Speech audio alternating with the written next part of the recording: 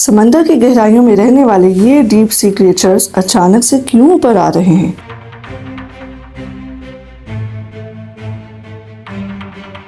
ड्रोनी सी दिखने वाली मछली के नाम में ही समुद्री शैतान है। जैपनीज लोगों का सदियों से यह मानना रहा है कि और फिश का पानी से ऊपर दिखना ही एक डिजास्टर का साइन है। वर्ल्ड वॉर 2 के दौरान नेवी के सोनार ऑपरेटर्स एक फॉल्स सी फ्लोर देखकर हैरान। करोड़ों अरबों की तादाद में मछलियां एक साथ डीप सी से निकलकर ऊपर आ रही थी। जनवरी 2023 की बात है। जापान में एक मछेरा अपनी कश्ती में मछली पकड़ने निकला। समंदर के दरमियान में जाकर ये अपना फिशिंग नेट पानी में फेंकता है। कुछ देर के बाद जब ये जाल में फंसी हुई मछलियों को निकाल रहा था, इसे एक बहुत ही अजीब सी लंबी सी मछली फंसी हुई मिलती है। ये मछली बहुत बहुत ज्यादा लंबी थी, जैसे एक सांप की तरह। ऑलमोस्ट 6 मीटर इसकी लेंथ थी। इसका जिस्म चिपचिपा और रबर जैसा सफेद था। ये कोई नॉर्मल मछली नहीं थी, बल्कि गहरे समंदर से आई थी। ये और फिश थी। आमतौर पर यह समंदर की गहराइयों में 1 किलोमीटर नीचे पाई जाती है। इस मछेरे ने इसे वापस समंदर में छोड़ दिया, क्योंकि जापानियों के हिसाब से और फिश का दिखना एक डिजास्टर का साइन है, खासकर ज़लज़ले का। 2011 में जापान में बहुत खतरनाक ज़लज़ला आया था। इस अर्थक्वेक से ठीक पहले 20 और फिश की डेड बॉडीज जैपनीज कोस्ट पर पाई गई थी। लेकिन आज ये कहानियां सिर्फ जापान में ही नहीं रह गई, बल्कि पिछले कुछ सालों में ये और फिश कई जगहों पर डेथ पाई गई हैं। समंदर के किनारे पर 2023 में एक मछेरे ने 50 और फिश को एक दफा में ही पकड़ा। 2024 में कैलिफोर्निया में 3 बार और फिश दिखाई दी। फरवरी 2025 में एक जिंदा और फिश मेक्सिको में दिखाई दी। इन मछलियों का बार बार दिखाई देना एक बहुत ही हैरान कर देने वाली चीज़ है, क्योंकि कुछ साल पहले तक और फिश को देखना एक बहुत ही रेयर चीज़ होती थी। ये सिर्फ 2001 में ही पहली बार था जब जिंदा और फिश की फिल्मिंग की गई थी। लेकिन बात यहाँ सिर्फ और फिश की ही नहीं है। गहरे समंदर में ऐसे बहुत सारे डीप सी क्रिएचर्स अचानक से बाहर निकलते हुए दिखाई दे रहे हैं। ये आमतौर पर समंदर के अंदर 1 से 2 किलोमीटर की डेप्थ पर मिलता है। जायंट फैंटम जेलीफिश ये कमाल का क्रिएचर है, जिसके टेंटिकल्स रिबन जैसे 10 मीटर से भी ज्यादा लंबे होते हैं। लेकिन अंटार्कटिका में इसे 80 मीटर की गहराई में भी देखा गया। इसी साल 2 और ऐसे वाकयात हुए।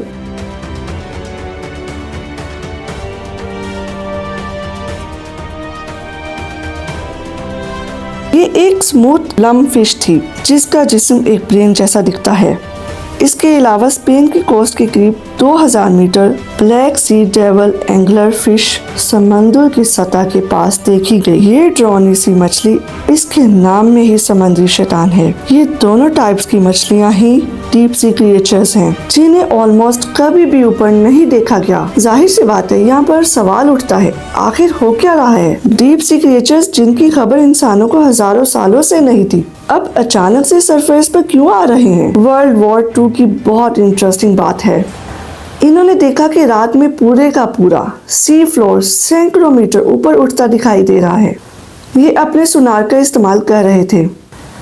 हकीकत में कोई सी फ्लोर ऊपर नहीं उठ रहा था, बल्कि बहुत ही ज्यादा तादाद में मछलियां, स्क्विड्स और प्लैंकटन मंदर में ऊपर की तरफ तैर रहे थे। इस अनोखी सिचुएशन को अब डीप स्कैटलरिंग लेयर कहते हैं। ये समंदर के छुपे हुए हाईवेज का पहला सुराग था, जहां करोड़ों अरबों समुद्री क्रीचर्स रोज आते जाते हैं। डीप स्कैटलरिंग लेयर समंदर का वो हिस्सा है जो साउंड को रिफ्लेक्ट करता है, और ये साउंड को इसलिए रिफ्लेक्ट कर रहा है क्योंकि बहुत ही हाई डेंसिटी में यहाँ पर समुद्री क्रिएचर्स मौजूद हैं। साइंटिस्ट के मुताबिक हर रोज छोटे छोटे जू प्लैंकटन से लेकर मीडियम साइज फिश तक करोड़ों अरबों क्रिएचर समंदर की सतह तक आते हैं और फिर वापस गहराइयों में चले जाते हैं।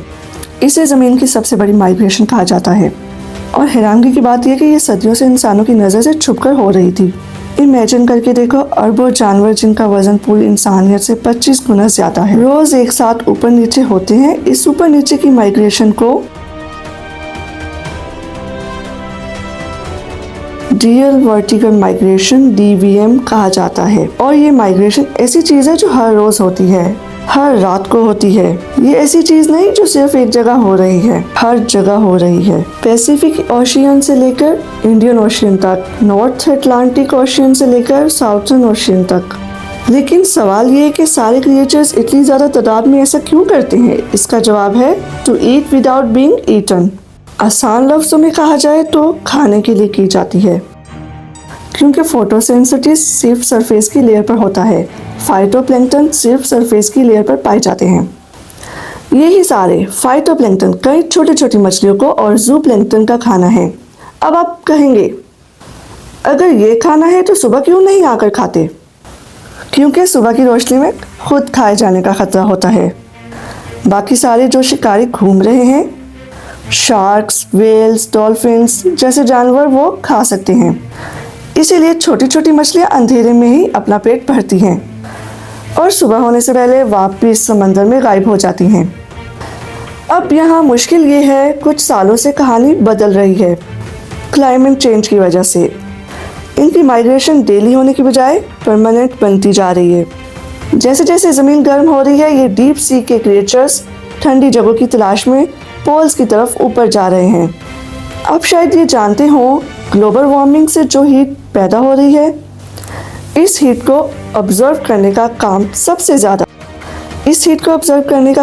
ज़्यादा हमारा समंदर कर रहा है।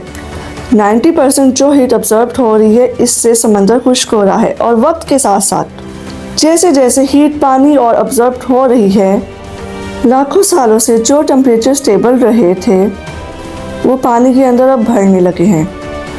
अब जो चीज़ यहाँ पर हो रही है वो ये कि सरफेस का पानी गर्म हो रहा है धूप की वजह से, लेकिन गहराइयों का पानी ठंडा ही है। इसका टेम्परेचर वही है जो पहले था, क्योंकि वहाँ तक तो धूप नहीं पहुँच रही। और जो गर्म पानी होता है वो ज़्यादा हल्का होता है, ठंडे पानी से कम डेंस होता है, क्योंकि वो ऊपर की तरफ रहता है और जो ठंडा पानी है वो नीचे की तरफ रह रहा है। इन दोनों पानी की आसानी से मिक्सिंग नहीं हो पा रही।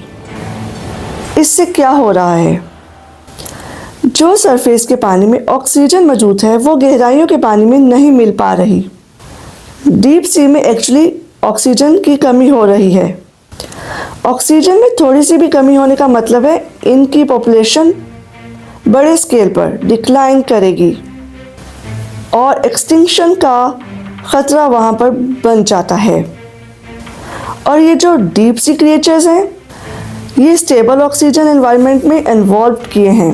ये ज़्यादा ऑक्सीजन की तलाश में ऊपर की तरफ आ रहे हैं। ये डीप सी से ऊपर की तरफ आ रहे हैं और ये बहुत ख़तरनाक है इनके लिए, क्योंकि ये इवॉल्व ही नहीं हुए सरफेस वाटर में रहने के लिए। दिन के वक्त में ये बहुत आसानी से किसी शार्क या वेल का शिकार बन जाएंगे। साइंटिस्ट की प्रेडिक्शन कि इस सेंचुरी के आखिर तक अबेसियल जोन का जो टेम्परेचर है वो 1 डिग्री सेल्सियस तक बढ़ जाएगा। अब गहरे समंदर के क्रिएचर्स सरफेस क्रिएचर्स के मुकाबले में 4 से 11 गुना तेजी से माइग्रेट करेंगे। इन सब बेहतरीन जानवरों का फ्यूचर खतरे में है और बहुत से ऐसे क्रिएचर्स हमेशा के लिए एक्सटिंक्ट हो सकते हैं। शॉकिंग चीज़ तो यहाँ पर यह है कि इनमें से बहुत से ऐसे क्रिएचर्स अभी तक डिस्कवर ही नहीं किए गए। बात सिर्फ यहाँ तक नहीं है, हमारी खुद की लाइफ का भी डीप सी से बहुत गहरा ताल्लुक है। ये डीप सी बहुत लार्ज अमाउंट में कार्बन स्टोर करता है। फाइटोप्लैंक्टन एक्चुअली में दरख्तों का काम करते हैं। ये कार्बन को ऑब्जर्व करते हैं और गहरे समंदर में इसे अपने अंदर स्टोर कर लेते हैं।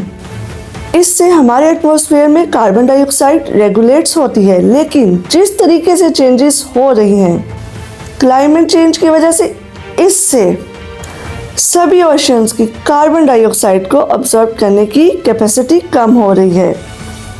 यही वजह है, इसी वजह से डीप सी क्रिएचर्स अब हमें समंदर की सतह पर नजर आते हैं। ये बात ना इन क्रिएचर्स के लिए ठीक है और ना हमारे लिए ठीक है। सोचने वाली बात है। लेकिन ना गवर्नमेंट इसमें कोई एक्शन लेती है और ना हम लोग इस पर कोई एक्शन ले रहे हैं। वीडियो अच्छी लगी हो तो सब्सक्राइब कर लें, लाइक एंड कमेंट ज़रूर कीजिएगा और अपनी राय से ज़रूर आगाह कीजिएगा आप इसके बारे में क्या कहते हैं।